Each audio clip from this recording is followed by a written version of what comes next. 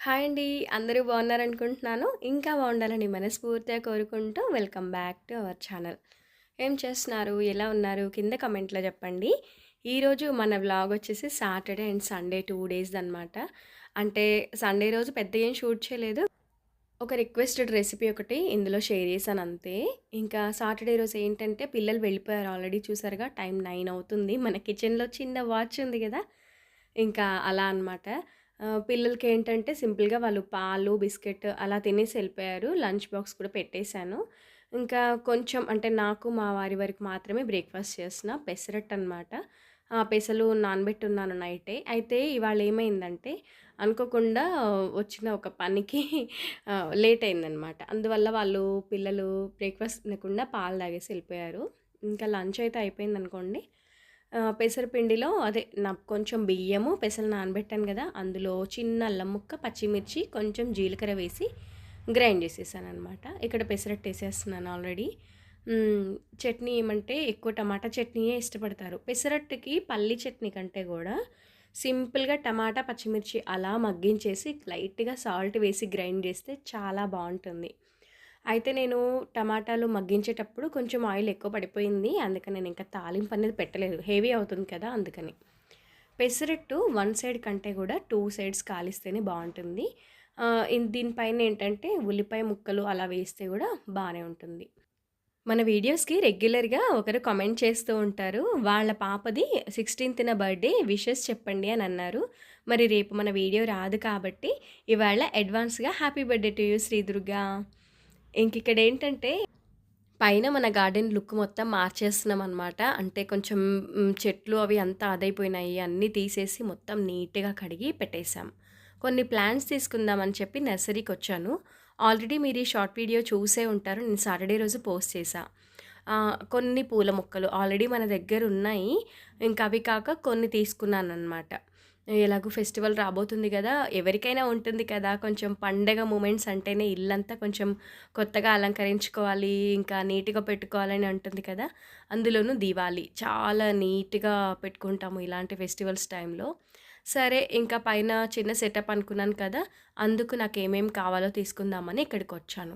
మాకు చాలా దగ్గరలో ఉంటుందండి. ఇది near by Vanasthalipuram Venkatadurga nursery అనమాట. కడియం వాళ్ళది. చాలా బావుంటాయి ప్లాంట్స్ అండ్ రీజనబుల్ ప్రైస్ గూడా. ఎప్పుడూ ఇక్కడికే వస్తుంటాను కాబట్టి చాలా వరకు అడుగుతూ ఉంటారు. ఈ అడ్రెస్ ఎక్కడ చెప్పండి అని చెప్పి. బేసిక్‌గా నాకు గూడా దీని గురించి తెలీదండి. మా ఫ్రెండ్ చెప్తే వచ్చున్నాననమాట ఇక్కడికి. అలా కంటిన్యూ అవుతూ ఉన్నాను. ఇక్కడే తీసుకుంటూ ఉన్నాననమాట. ప్లాంట్స్ బావుంటాయి అండ్ రీజనబుల్ ప్రైస్ ఇంకా నియర్ బై కదా అని చెప్పి. గూగుల్‌లో ఒకసారి మీరు సెర్చ్ చేశారనుకోండి వెంకటదుర్గ నర్సరీ అని కరెక్ట్‌గానే చూపిస్తుంది. సో, నియర్ బై ఉన్నవాళ్ళు వస్తూ ఉంటారు కదా! అలాగనమాట. ఇంకా ఇలా కొన్ని ప్లాంట్స్ ఒకటి తీసేసుకొని వచ్చేసా. ఇక్కడ ఇదొకటి నాకు అంటే ఇంతకుముందు చూసానేమో కానీ అంతగా గమనించలేదనుకుంటాను. అది బావుంది. బెల్ హైబిస్కస్ అంట. చాలా బావుంది. అది ఒక్కటి ప్రైస్ గూడా అతను బానే చెప్పాడు. సరే ఇంకా మొత్తానికి ఇంటికైతే వచ్చేసాము. ఈవినింగ్ టైం అనమాట. అంటే కొంచెం ఎండగా ఉన్నప్పుడే పైకొచ్చామనుకోండి. ఆల్రెడీ మొత్తం కడిగేసాం గదా! మళ్ళొక్కసారి మట్టి అది లేకుండా అంతా కడిగేసి పెయింట్ లాగా వేసామనమాట. ఇది పెయింట్ కూడా గాదు. మనకు వైట్‌ది ఉంటుంది కదా! లపం టైప్. దాన్ని కొంచెం లూజ్‌గా కలిపి అలా అప్లై చేసేసాము. మొత్తం పైన ఫ్లోర్ అంతా కడిగేసామనమాట మార్నింగే. చాలా నీట్‌గా అనిపించింది. అయితే ఒకటేంటంటే అది పెయింట్ రుద్దేటప్పుడు అంత బాగా అనిపించలేదు. అంటే తెరపల్లాగా ఉండింది. మళ్ళీ ఈవినింగ్ అయ్యేసరికి బానే ఉంది. ఇంకా ఇలాగ ఉండనీలే అనుకున్నాం. దీనిపైన ఒకవేళ ఇంకా వేరొక కలరేసి ఏదైనా కోలంలాగా డిజైన్ వేద్దాము అనుకున్నా, అది మనకు ప్లాంట్స్ అన్నీ వచ్చేస్తాయి కాబట్టి పెద్దగా కనిపించదు. ఇంకా అందుకని చెప్పేసి అలాగే ఉంచేసి ఇక్కడ కృష్ణయ్యనైతే పెట్టేసా. ఒక చిన్న ప్లాస్టిక్ స్టూల్ లాంటిదుండే. దానిపైన మన దగ్గరున్నాయనమాట టైల్స్ పీసెస్. ఒక టైల్ పీస్ పెట్టేసి దానిపైన కృష్ణయ్యని ఇలా కూర్చోబెట్టేసా. ఆల్రెడీ కృష్ణయ్య మన ఇంటికొచ్చి చాలా డేసే అయింది. అంటే వినాయకులు తెచ్చుకున్నప్పుడు తెచ్చాననమాట. కాకపోతే నేనే కొంచెం డిలే చేసేసాను. ఇదిగోండి ఫెస్టివల్స్, నవరాత్రులు ఎంత బిజీ టైమ్స్ అంటే అసలు చెప్పక్కర్లేదు. మీరే చూస్తున్నారు కదా! అసలు వీడియోస్ గూడా నేను అస్సలు సరిగ్గా పోస్ట్ చేయలేదు. చాలా బిజీ డేస్ అయిపోయినాయి. సరే ఇలా ఫ్రీ టైము ఉంది కదా అని చెప్పి ఈసారికి స్వామివారిని ఇక్కడ కూర్చోబెట్టేసి ఇలా ఒక చిన్న నందనవనం బృందావనంలా చేసుకుందామని పెట్టేసుకున్నామనమాట. ఇలా ఎంతవరకు ఉంటాయో అనేది నాకు ఐడియా లేదు. కాకపోతే అదొక ఆనందం అనిపించిందంతే. ఇలా చిన్న బృందావనంలా మార్చేసాము. చాలా బాగా అనిపించింది లుక్కయితే. ఇటువైపునంతా కృష్ణయ్య దగ్గర పువ్వులు వనంలాగా, అటువైపునంతా కూరగాయల మొక్కలు. నిజంగా చాలా బావుంది. ఇదంతా కూడా మేము నలుగురం కలిసి చేశాము. పిల్లలు, మా వారు, నేను కలిసి. అంటే సాటర్‌డే ఈవినింగ్ కొంచెం ఫ్రీ టైమ్ ఉంటుంది కదా! అందరినీ కలిపి పైకి పట్టుకొచ్చేసా. అందరం అలా మంచిగా టైమ్ స్పెండ్ చేస్తూ కృష్ణయ్యనైతే మొత్తం కూడా అరేంజ్ చేశామనమాట. ఇంకా అవాల్టికి అలా జరిగిపోయింది. ఇంకా సండే రోజు ఒక రిక్వెస్టెడ్ వీడియో అని చెప్పాను గదండీ! కొత్తగా జాయిన్ అయ్యారు మన వాళ్ళల్లో కొంతమంది. చాలా డేస్ నుంచి అడుగుతున్నారు, "అక్క చికెన్ బిర్యానీ చూపించండి" అని చెప్పి. ఆల్రెడీ మన వీడియోస్‌లో షేర్ చేశానని తనకి నేను మన లింక్ ఇచ్చినా గూడా, "లేదక్క ప్రెజెంట్ మీరెలా చేస్తారో మళ్ళొక్కసారి చూయించండి నా కోసం" అని అడిగారు. సరే ఇక సండే రోజు బిర్యానీ చేసుకోవాలని మేము అనుకున్నాం కదా! అని చెప్పి షూట్ చేశా. ఒక బౌల్‌లో పెరుగు తీసుకున్నాను. బిర్యానీకి కొంచెం పెరుగు క్వాంటిటీ ఎక్కువే పడుతుంది. అలాగే కారము, ఉప్పు, ధనియా పౌడర్, అల్లం వెల్లుల్లి పేస్ట్, గరం మసాలా, పసుపు, కొంచెం కరివేపాకు, కొత్తిమీర వేసుకున్నా. నా దగ్గర పుదీనా లేదు. పుదీనా ఉంటే ఇంకా బావుండేది. ఇంకా ఉల్లిపాయలు అవి వేయించుకుంటాం గదా! ఫ్రైడ్ ఆనియన్స్ అది గూడా వేశా. ఇవన్నీ ఒకసారి బాగా కలిపేసి మనకొక మంచి పేస్ట్ లాగా తయారవుతుంది కదా! అప్పుడు నేను కొంచెం ఇందులో ఆయిల్, అలాగే నిమ్మరసం యాడ్ చేస్తాను. చాలా బావుంటుందండి టేస్ట్ అయితే. పచ్చిమిర్చి ముక్కలేమో అప్పటికప్పుడు అలా చీలికలు చేసి కొన్ని వేశాను. చికెన్ గూడా నీట్‌గా కడిగేసి, దీనికి నేను స్కిన్‌లెస్ తీసుకున్నాను. నీట్‌గా కడిగేసి మనకి కాట్లు పెట్టినవి ఉంటాయి కదా! లెగ్ పీసెస్ అలాంటివి కానీ, మిగిలిన పీసెస్ అన్నింటిని గూడా మంచిగా మసాలా పట్టించేసి పక్కన పెట్టేసా. ఈలోగా ఇంకా మిగతా పనులుంటాయి గదా! ఇంకా బిర్యానీ కంటే కట్ చేయడాలు అవి ఈ టైంలో ఇంకా పెద్దగా ఏమి ఉండవు కానీ, రైస్ అది కడిగి పెట్టేశాను. ఇక్కడ నేను ఒక 1 అవర్ తర్వాత బిర్యానీ కుకింగ్ ప్రాసెస్ అయితే స్టార్ట్ చేశాను. నేను ఒక ప్యాన్‌లో ఆయిల్ వేసేసి ఇందాక కలిపి పెట్టుకున్న చికెన్ మొత్తం ఇందులో యాడ్ చేశా.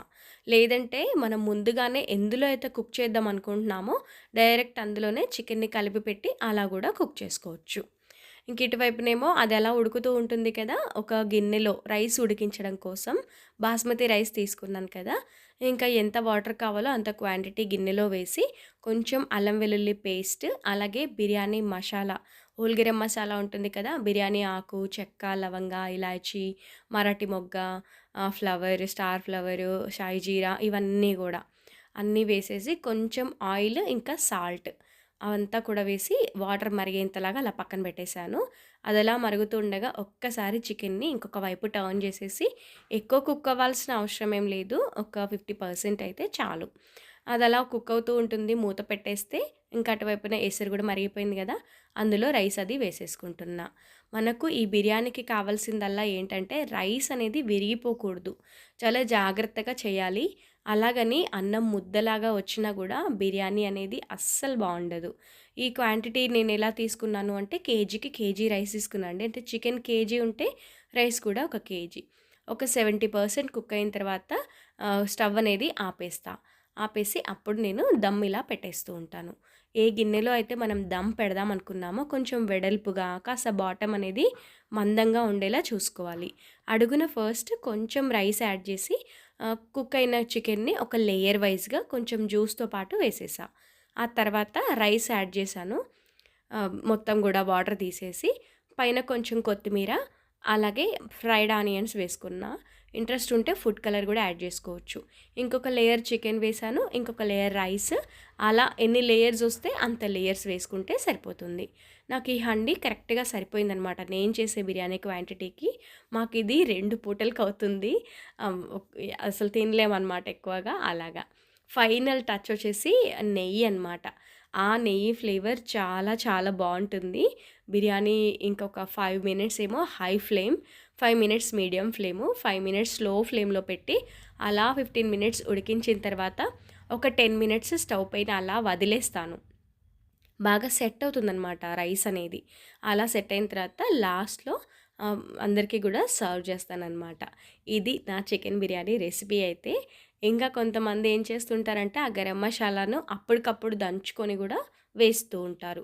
ఇంకా నేను బయట నుంచి తెచ్చే బిర్యానీ మసాలా అలాంటివేమీ వాడలేదు. మీరు చూసారు కదా! అన్నీ ఇంట్లో చేసినవే. ధనియా పౌడర్ గానీ, అలాగే గరం మసాలా గానీ అలాగా. సో, ఇదన్నమాట మన చికెన్ బిర్యానీ రెసిపీ చాలా చాలా బావుంటుంది. సో, ఇదండి ఇవాల్టి వీడియో. నైట్‌కైతే మా వారి కోసం ఒక 2 జొన్న రొట్టెలు చేసి ఆమ్లెట్ ఏసి ఇచ్చాననమాట. ఇంకా మేమంతా కూడా అదే బిర్యానీ తినేసాం. సో, ఈ వీడియో ఇంతవరకు చూసారు అంటే మీకు ఏదో ఒక పాయింట్ నచ్చే ఉంటుంది కదా! నచ్చుంటే డెఫినెట్‌గా ఒక లైక్ ఇవ్వండి. ఏదైనా చెప్పాలనుకుంటే కింద కమెంట్‌లో చెప్పండి. నేను మీకు రిప్లై ఇస్తాను. నెక్స్ట్ వ్లాగ్‌లో మళ్ళీ కలుద్దాం. అంతవరకు సెలవు. బాయ్ అండి. Thank you for watching this video.